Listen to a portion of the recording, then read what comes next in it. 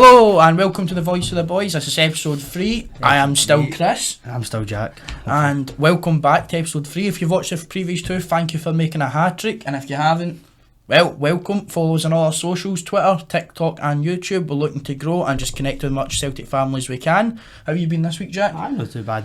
Just been trying to keep up with all this information we've been getting, which has not been very much. It's not been very much, but we'll touch on what we can this week. There's a few good things happening at Celtic. Before we go any further, I've got a wee shout out for Mark. Hi Mark, my pal Mark's been watching it every single week and he's got me and him at James Forrest testimonial to look forward to. So Mark, you've got your shout out. You can now buy me a pint, you cheeky sausage. So let's continue. Last week's question was, who was Well, you go for it. I didn't know you were going to start this early. Yep. And I was going to leave it to the end when we introduced the new question, but we'll go with it. And it was, who was the Celtic player who was Scottish to win the Champions League with Borussia Dortmund? And the answer was Chris. Paul Lambert, of course. You didn't get that. Of course. If you didn't get that, you're struggling. But Chris has got a new question for the end of this episode. And it ties in with our fact of the week. So, obviously Brendan Rodgers is back. And with Brendan Rodgers back, we're all looking forward to European football. Thankfully, we don't have to embrace the European qualifiers. That would be stressful. Yeah, that was stressful. That was long. It made our season longer. But 5 years ago this week we started our last European campaign under Brendan Rodgers and we played Alashkert away from home. We won 3-0 with the goal scorers being Odsonne Edouard, James Forrest and Callum McGregor. Obviously the team? James Forrest and Callum McGregor still here, but the team is absolutely honking in my opinion. Go for it. Craig Gordon, which at this season kind of fell off. This was his kind of last season. Scott Bain came in about halfway through for him. Double leg, really. Well, not this season, was it? After. It was, he got a wee injury at Christmas time. Scott Bain came in. Scott Bain played well in the Cup. I thought you were talking about this season, alright. This season. So Craig Gordon kind of fell out of position at Celtic, and then obviously next season we got Fraser Forster in. Back three of Christopher Ayer, Jozo Simonovic and Jack Hendry. If you remember, in the return leg, Jozo Simonovic gets sent off. Thankfully, we were 4-0 up in aggregate at that point. We played a 5 across the midfield with Kieran Tierney in the left hand side, James Forrest in the right, and a midfield 3 of Callum McGregor, Scott Brown and Olivier Ntcham. And the very rare occasion that we've seen Odsonne Edouard and Moussa Dembele in the same front 3 playing together. And this ties in with our question of the week, which we'll ask at the end of the episode. But yeah, that's the fact of the week. It was Brendan Rodgers' last European run under us. There's a 3-0 win. 3-0 win in the return leg, also a 3-0 win. Well, can we be hoping for a couple more wins this season? Hopefully in Europe. At least we don't have to do Alashkert, Lincoln Red Imps, Karabag, you take the pick. We don't want to do that. We just want to go straight in, get handed the 40 million for winning the league and being in Europe and progressing through that. Yep, and taking who we get in the group stages. Last year we created some great memories. Real Madrid, Leipzig and obviously Shakhtar. But I think this year, I think we can maybe make a wee dent. At least we're looking for 1 or 2 wins in the group. I think we need to get out of the group, at least third. And I think with us touching on recruitment, obviously the last 2 episodes as well, we're definitely going to recruit in some aspect. I think with the man we're about to come on to, his money being pumped onto the club, and this is the last time we will ever talk about him, because it has been the last 2 episodes have been debates. A lot of people on TikTok arguing with us, giving opinions, saying he's not as good as the man Henrik Larsson, but obviously João Felipe Jota, this is the last 5 minutes we will talk about Jota. I'm giving it 5 minutes. That's it. He's not stayed. He went to Saudi Arabia. He finally addressed the fans, took his time. To be fair, it's a brilliant video. I will quote it. I don't want to swear, obviously. He said, what a effing ride, talking about the ride he's been on with the club. He also told us he loves us more than some of his previous girlfriends. I don't know if that says more about the Celtic fans as that probably says a bit more about his previous girlfriends. Look, we'll touch on it quickly. It's great he's finally addressed the fans. We sat here and said we did feel he had a connection with the club. It was never us. Never felt forced. It never felt fake. No. The connection he had with the club, especially when he made the choice. He never had to beat Celtic last season. He could have stayed at Benfica. He compared himself to Kieran Tierney leaving Celtic to Arsenal. Jota compared himself leaving Benfica, taking the next step in his career, coming to Celtic. Yeah. Look, would I have wanted more than 1 year? Absolutely.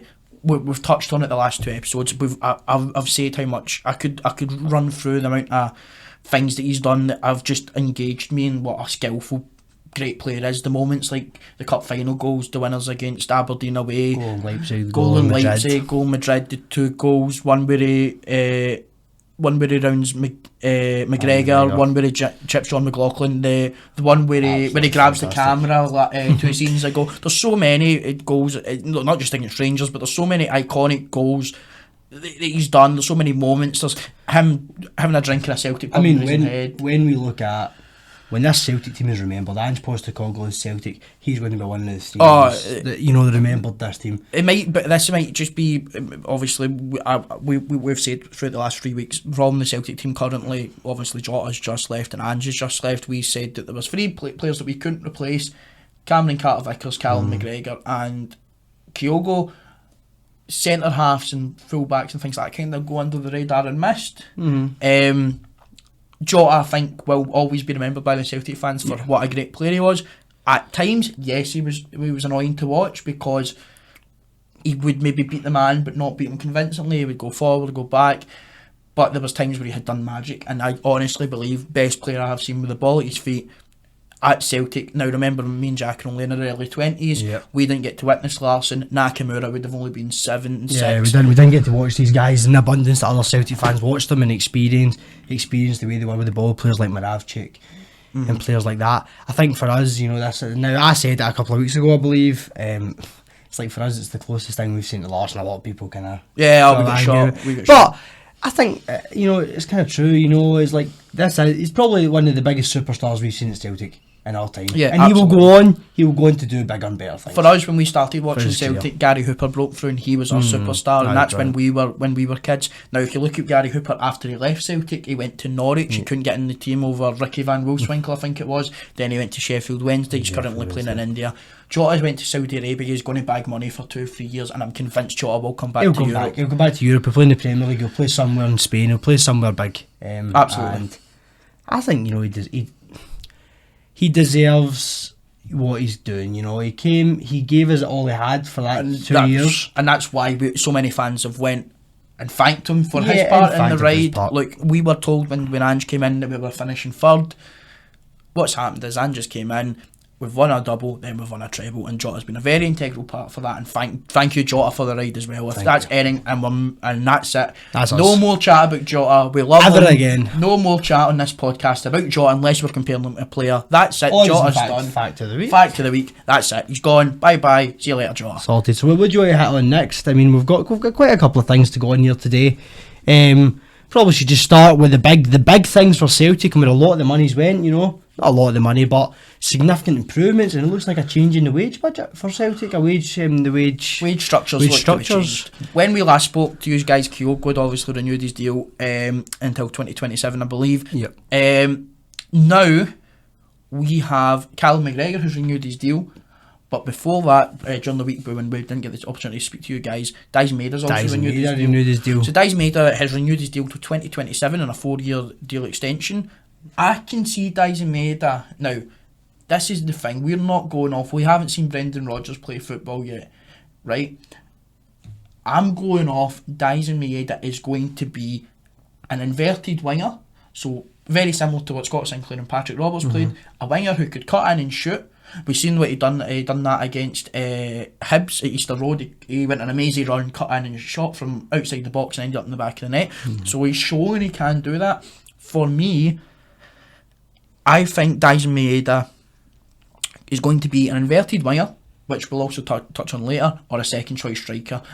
And for someone who's a Japan international to be signed down for such a long-term deal, it shows that there's something we're taking the right step. Brendan Rodgers actually talked about Dice Maida in a video midweek. There was talk on it was on Celtic's YouTube channel. He was talking about Dice Maida, and he said one thing he intends to try and do is if he can improve Dice Maida's finishing slightly. He said we look to help him improve his finishing. He plays through the middle internationally for Japan, and you're not dummy if you're starting striker and you play through the middle for your country. Oh, absolutely. And I think whether he's on the wing, inverted, whether he's playing through the middle, whether he's a second choice to Kyogo or playing alongside Kyogo, we don't know what Brendan Rodgers is going to do. Absolutely. He's a valuable asset to the club. I think as well with Brendan Rodgers, as much as he played 4-2-3-1, which we'll touch on later on in the video, he changed a lot of his system at Liverpool he had the two striker team. He had Suarez and Sturridge working off each other, then he had Sterling and Coutinho and things like that. At Leicester he had two strikers usually. I think it was Jamie Vardy and Iheanacho. Then Jamie Vardy obviously fell off a wee bit just with age, so Iheanacho and Patson Daka. Look, Brendan Rodgers' system, he's a good manager, we know that. I'm obviously needing not to beat Rangers before I'm going to sing his praises again, but he's a tactical smart guy. Do you think the Rangers game comes a wee bit quickly in the schedule? They usually do though. We always usually get the first one. Just after the first transfer window, and we get the second one at Christmas. Look, I believe it's three games in this year. I think it's the 3rd of September. I'm not sure if it's for the 3 or 4 games in. It's gonna be 4, 5, 6 at most. That's when it's going to cut. If anything, Celtic will have a cup tie before that as well that they need to play. Look, they know the fixture list. Obviously, they say that they're not going to focus on it. They're away to Ibrox. That Celtic team have done it before at Ibrox. Obviously, it's a very, very changed team because even when they won at Ibrox under Ange, the front three. Talking about Dyson Maeda. Dyson Maeda's the only one out the front three that remains. Jota, Giacomakis and Dyson Maeda. The other two are away. Tom Rogic was playing in midfield. Tom Rogic, I think, had a brilliant game, but the second half was backs to the wall. And the back four, it's got Juranovic, Joe Hart's still there, two centre backs, Carl Starfelt. As much as he picks up a lot of criticism, was immense. He's been immense for the last 2 years for Celtic. Carter Vickers, brilliant in the league, brilliant in Europe. Greg Taylor, Alistair Johnson, I have no doubts will be integral. When Greg Taylor went off in that 2-little draw at Christmas time, you could see the change. Now Juranovic was off the boil. I think Juranovic's heart had maybe not been in it. It was one of the worst games I'd ever seen at Juranovic. Obviously now he's at Union Berlin. Look, and he was starting for a while at the start. I think I've seen a couple of games where he's been sitting on the bench, and I don't know if he's been really enjoying himself as much. Giacomakis moving away. Yeah, he's had a brilliant time. Been but there's still a core to this team that know how to win, and that's what they need to focus on. That's 4 or 5 games in. So look, we've touched on Maeda's deal. Yep. Let's go back to the man. About Callum McGregor, our captain. The main man, the main part of this Celtic team, holding it all together, has held it together, learned under Scott Brown, now taking it forward. Now he's going to be hopefully teaching the next group of young Celtic players the ways. Callum McGregor will be on a 5-year deal until 2028. It says a lot. It says that he's going to retire at 35. He's going to be here till he's 35. He's going to be here. Unless he is on the ball with his fitness, which wouldn't surprise me. Maybe give him another 1 or 2 year deal.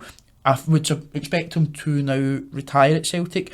The thing now that we want to touch on is the wage structure. Now, the talk about the wage structure, we were under the assertion for years, and we thought the way that Celtic ran their business ever since a while back was that we kept things, the wage structure was all kind of the same. We didn't want to break the wage structure, because if you broke the wage structure, usually that leads to a couple of financial problems within a club.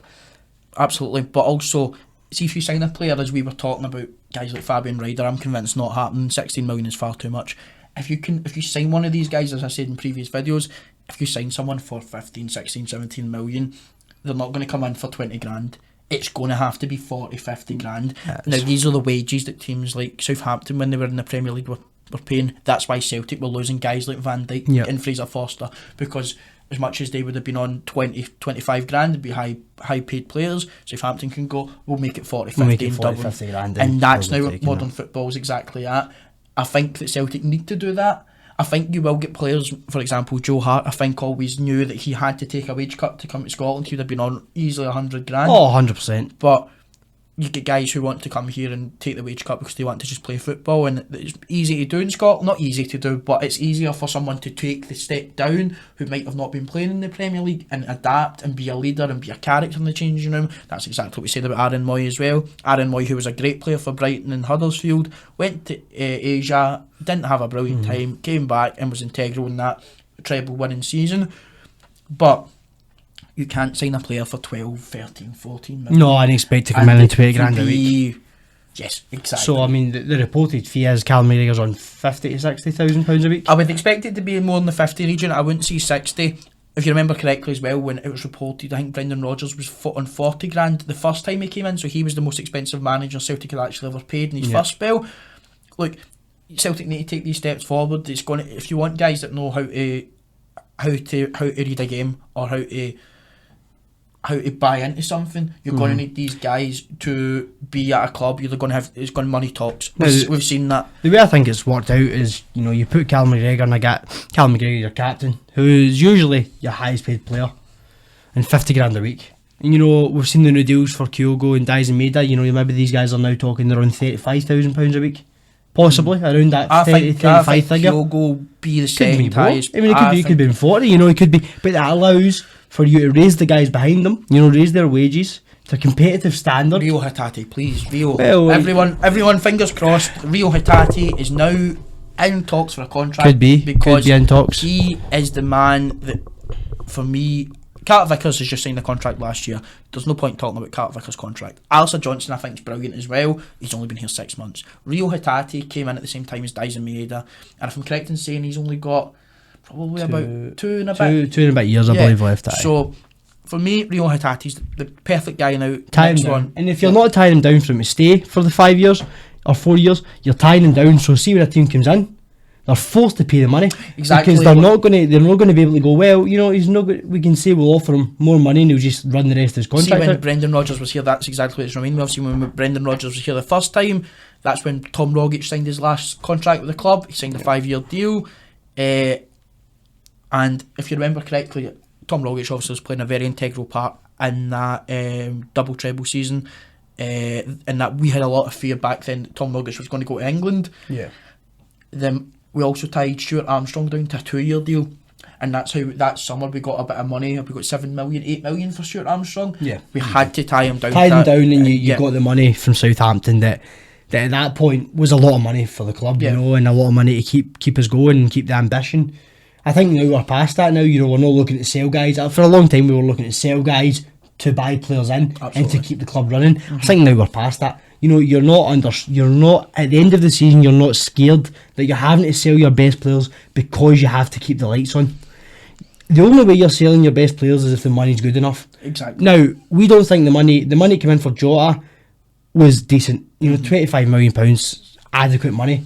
The money that was talked about other players like Lila Bada for, you know, 13 million is just, you know, that's not adequate, and I don't think that's why he's still here, because the club now are in a position where they can hold back an offer. They can go, you know what, see if you don't offer us the right amount of money, we're not in a position where we have to sell, so we're going to keep the assets. I think unless someone's very, very toxic inside the changing room, they're going to keep you until the money's right. Jack O'Marcus should have went for a lot more than £4 million. He was worth at least £10 million, I'd say. He should have went for more than £4 million, but I think, and with rightly so, a guy at 28, 29, he needed football. Do I think he should have spat the dummy out in the way he did? Probably not. Look, he still played his part, and in January there he scored a semi-final goal against Kilmarnock and things like that. Yes. So, look, they'll sell if the money's right. There's no point. Let's not chuck all our cards on the table. We've got guys here now, Kyogo and Diaz and Maeda, who have bought into what Celtic means and are willing to stay, and I've seen that a lot on Twitter. Callum McGregor was always willing to stay. Yeah, I think guys like Callum McGregor and James Forrest and even Greg Taylor now at this point, they know what Celtic means. Well, I mean, they're Scottish guys, they know how big the club is. If you offer these guys contracts, and I think you want to look at Callum McGregor's position in the team, his position as captain, the stature he has within Celtic, you know, by the staff, the love he has by the players, the fans. And would you sacrifice that to go to England, you know, go anywhere else? And, you know, maybe not, you wouldn't be captain. You're going to be playing in that midfield, maybe behind someone else. Well, we've seen it with James Forrest. James Forrest said, he does a lot of guys that have left Celtic and the careers haven't worked out. They never left. Yeah, I could name so many guys who have probably started well and done okay and then been up, down, off the boil. Guys that have left Celtic, Gary Hooper that we're talking about was the perfect example. I mean, we'll look at that, and you know, the thing about football is always your ability. Okay, your ability is the number one thing, but you know what's second to that is consistency.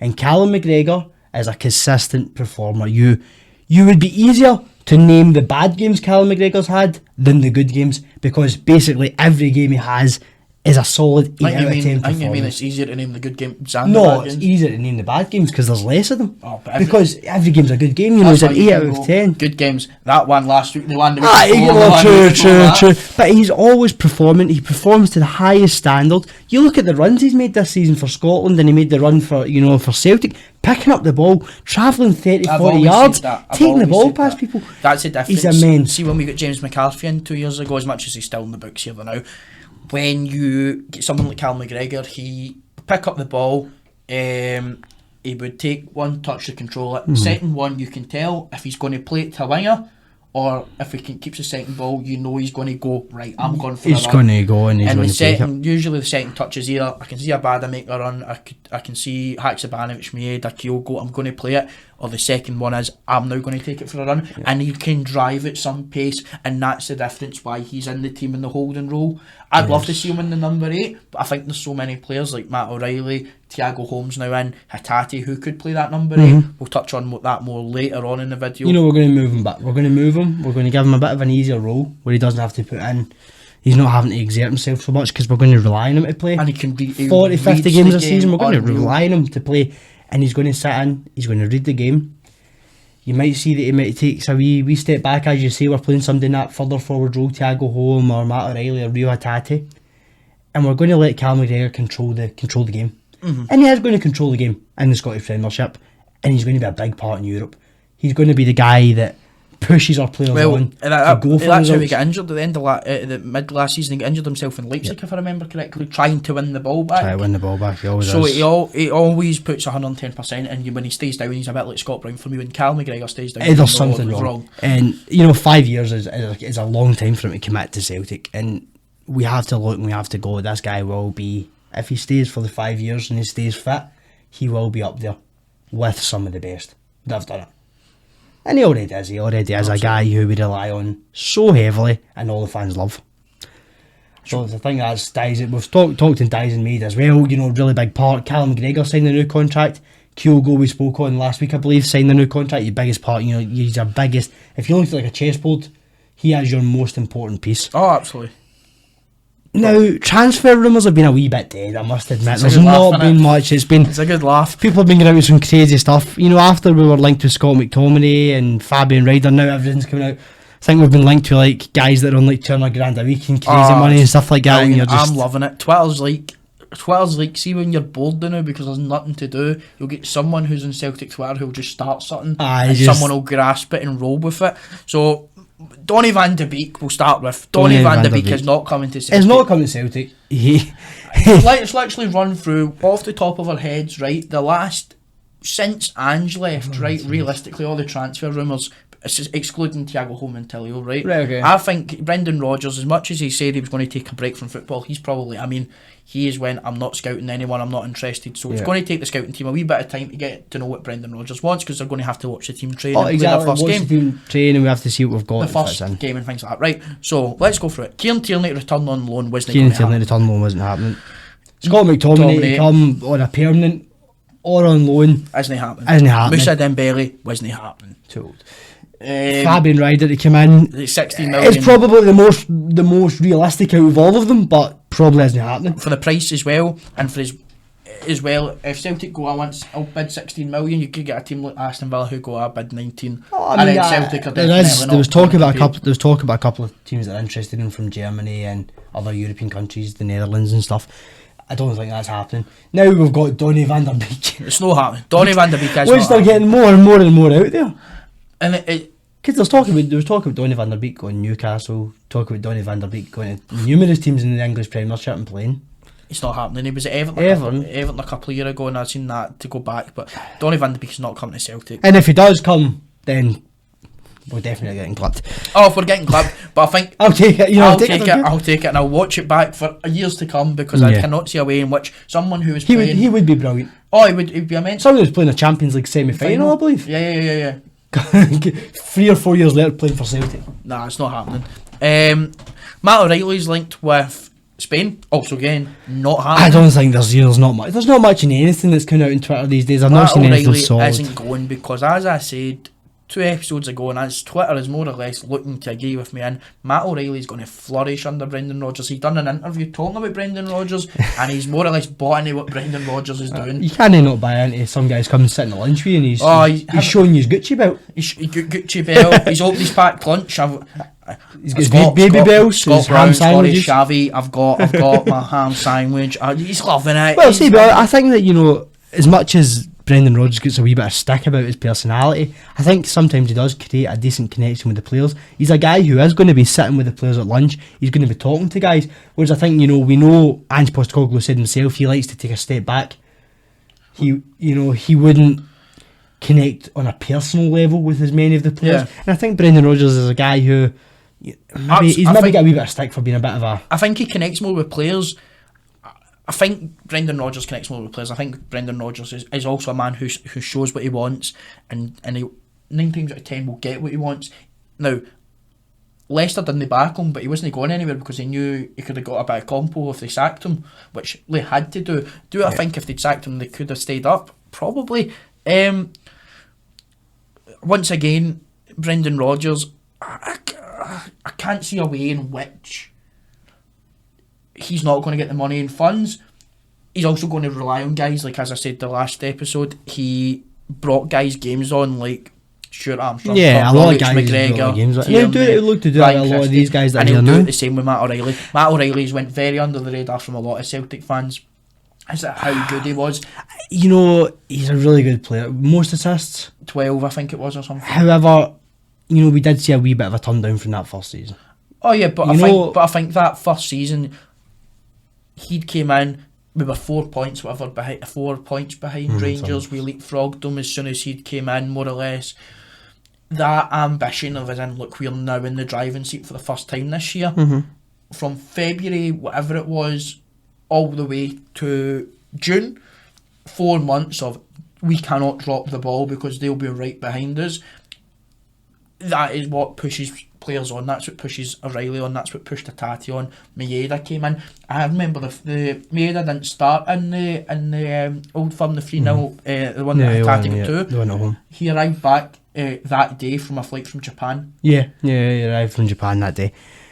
We are in a position where we're going into these 2 friendlies coming up.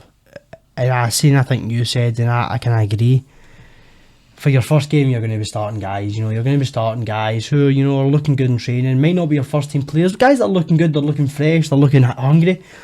For that second game, and the games coming up, you know, going on to Athletic, and, you know, the games that are coming up, are you then, you know, in Japan, you're looking to try and put a first team in, you know, a first team of guys who you think are probably going to be your best options to start in the Scottish Premiership? Or is there still have we got a wee bit to go until, you know, we start to see a shape come together of a Brendan Rodgers team? We've got one thing to talk about, and then we'll talk about that. Okay. One thing. What's the one thing to talk about? Just going off the agenda. So Jeremy Frimpong, who is meant to be moving on, he is roughly linked with 40 million. He's meant to be going to Bayern Munich, Barcelona, all the teams everywhere. Now it's reported Celtic have a 30% sell. 30%. So looking at that, you're looking at Celtic roughly getting £12 million, which another £12 million, which is then crazy. Also what we're going to now talk on. So Jeremy Frimpong obviously nothing to do with us. We're just going to say we're going to get roughly £10-12 million, which is a brilliant amount of money for the club. And going back to what you just said, so the first friendly is we play. I'll give it a go because you gave it a go last time. Portomenses, I don't even know, butchered that. I'm working down the butchers, I'm getting your lamb chops. Anyway, we play them as time of recording tomorrow on Wednesday the 12th at 5 o'clock, and we also then play them on Saturday the 15th at 11 o'clock. All behind closed doors. I don't even know if his goal will be showing it, lads. So they've got some wee guy in the house with a wee camcorder recording. Some guy with their iPad. Pretty much. I think the reserves will be playing tomorrow because I didn't see a lot of the B team are playing today. But I think it will be guys like a Jetty, guys who aren't your... guys who aren't your 100% starting players. I can't see a way. I think he's going to keep guys like Starfelt, Kyogo, Dyson, McGregor's. I think they'll play on Saturday. That's just my guess. I could be miles off the ball. I probably am. I usually am.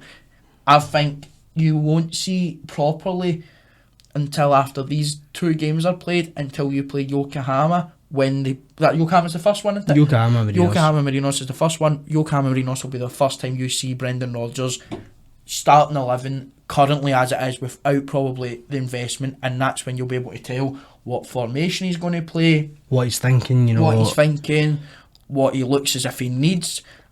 We're going to see if those wingers are inverted. We're going to see if those fullbacks are up the pitch. We're going to see fullbacks inverted as well. We're going to see how Carter Vickers looks. Now that's a big point. We'll come on to this. I'll talk briefly after you're finished talking about the first friendlies. Yeah, so the first friendlies, as I think, are going to be reserves. There's no point playing a team twice. I think he's going to try, if I'm correct in saying, it's very strange why they're both behind closed doors playing a team twice. No doubt someone over in Portugal will embrace it and see it. Look, Celtic are going to rotate that team. I think partially it's because of the circumstances of Brendan Rodgers coming back in. It's his first game putting the team together. I think if we went out and it kind of looked a bit like a dog's dinner, I'd know people would be worried. I don't think anyone would be worried really, but no, it might be a wee bit harder for me to answer questions. If you looked out like a dog's dinner, 1, we wouldn't be worried. 2, Twitter would be worried. Yeah, people would be moaning, and that's why I think they are behind closed doors. Because now Brendan Rodgers is now playing a pre-season tour, which when it was arranged, they knew nothing about, obviously, because he wasn't here. And he's now under a wee bit of pressure to where now he has to go. He has to go to Japan. We were under influence that Ange would still be here. And it was a tour dedicated to Ange and things like that. But we have a lot of Japanese players, and that will be a good thing for them. Obviously, it's a shame for Ole missing out. But now we're in a position where we're going, and he's like, now I'm under a bit of pressure. Where I don't have to perform. It's friendlies, but it has to look decent. We're putting on a show. We are the ones who are going over to Japan because of our stature with Japanese players and what we're trying to do and helping build the Japanese game. If we go over and it all looks a bit rubbish, it's a wee bit worrying. But not for us. But I think he'll want to play these 2 behind closed doors. He'll get the players out. He'll make sure that they're fit. He'll make sure that the play is fluid and everything's playing to Brendan Rodgers' standards, which were so high at Celtic for so many years. And I think by the time you get to see Celtic play Yokohama Marinos and play... don't even come to me.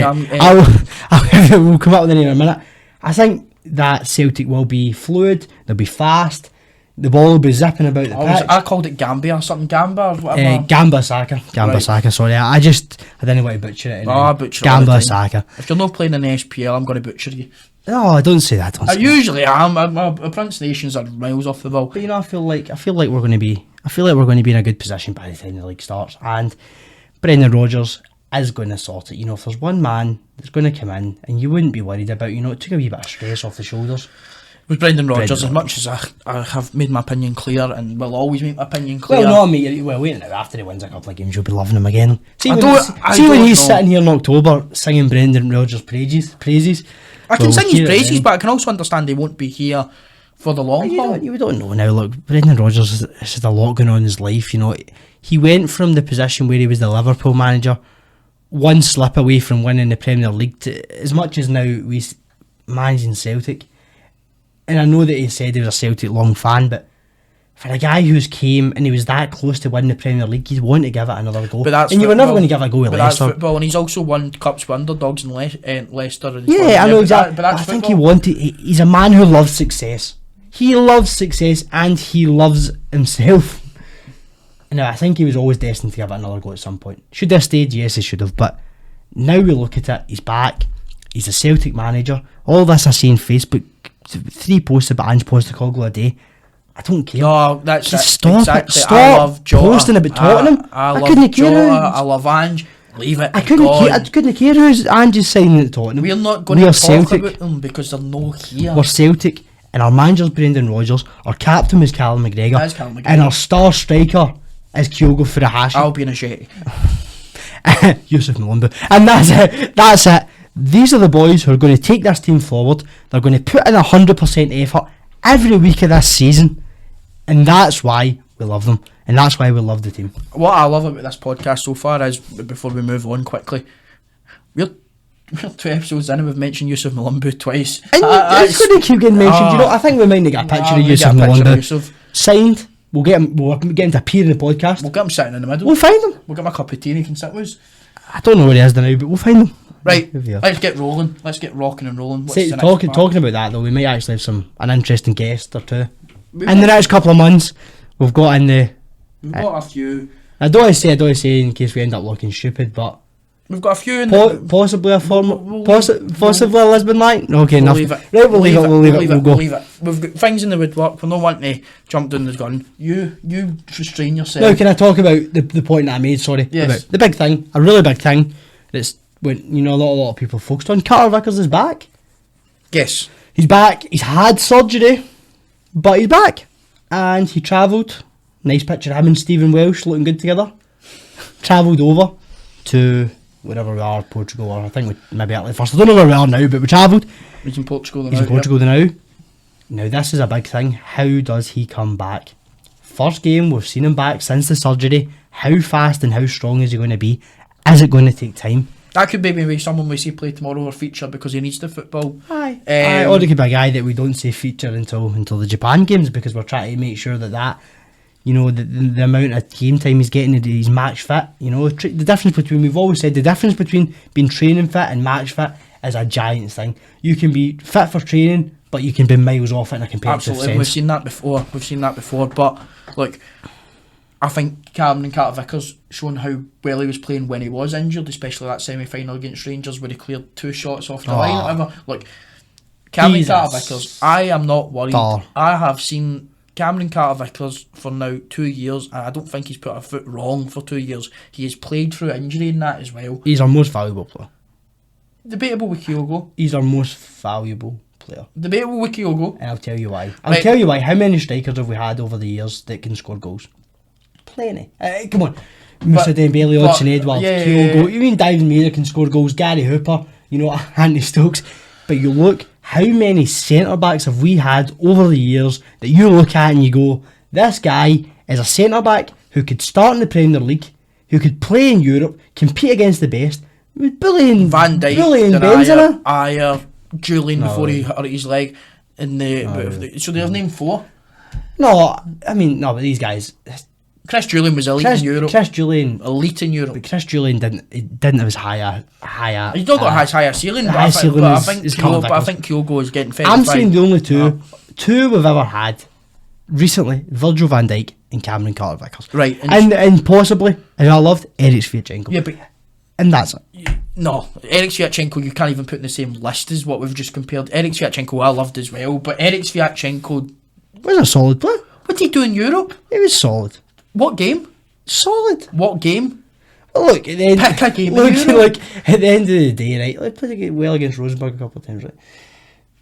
Rosenborg a couple of times. Like, we're moving on. We're moving on. Look, I understand what you're saying, but I feel like having a centre back who's Champions League quality is a lot more of an asset. Kyogo's a brilliant asset. Kyogo suits the system. He plays the system well. He runs the line well. Can we agree that they're both equally top assets? Yeah, there you go. Okay. I'm just not letting Kyogo be undersold. I'm just trying to win. I'm not letting Kyogo be undersold. We've spoken about how big an asset Kyogo is, and we will continue to speak about how big an asset is. We love Carter-Vickers. We love Kyogo. There's nobody we don't love. We love Mikey Johnston. He's looking good. He's back. I think he'll get you away now. Our supporter, don't remember his name, who said he's going to have a giant season. I'm backing him. I think he'll play tomorrow. A couple of pints before I think he'll play tomorrow. We probably will. But Mikey Johnson will score tomorrow.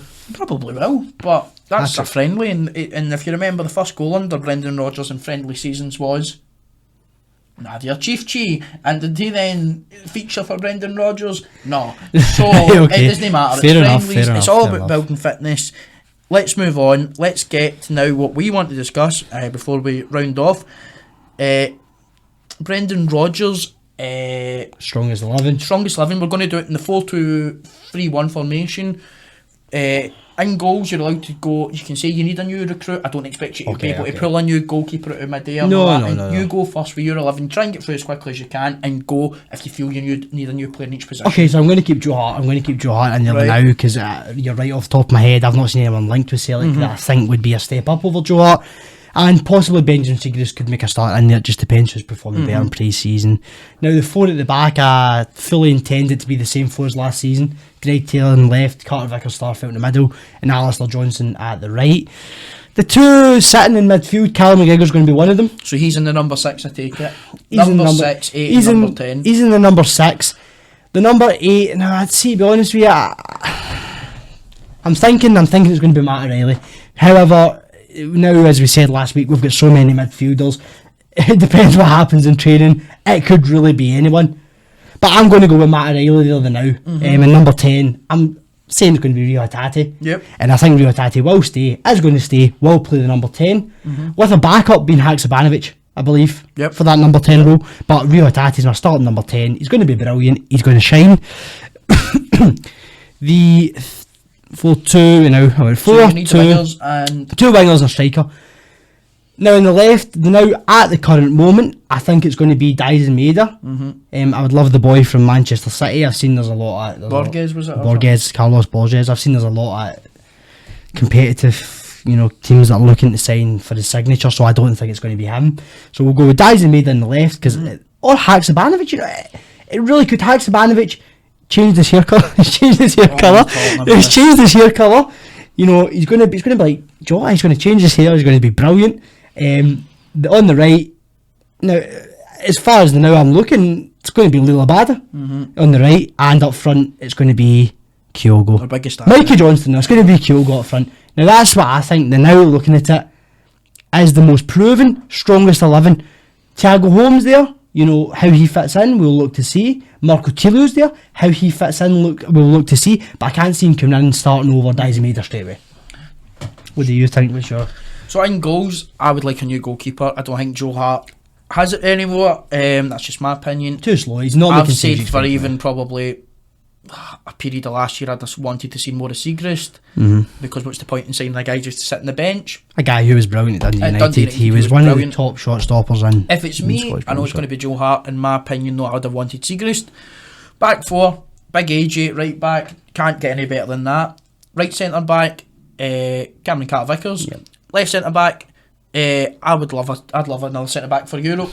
As it stands currently, it's going to be Starfelt, but I would like another centre back in through the door. Someone who's maybe proven in Europe, someone that's going to cost you 5, 6, 7 million. That's shown with Carter-Vickers, 6.5 million. Look at the standards. And the quality you're getting. And the partnership will be elite in Europe. The best partnership we had in Europe was Julian and Ayer, I think, personally. That Lennon, when we finished top of the Europa League group, that was the best centre back partnership we had. The reason we didn't beat Copenhagen was because we went to back three instead of playing what we know the best.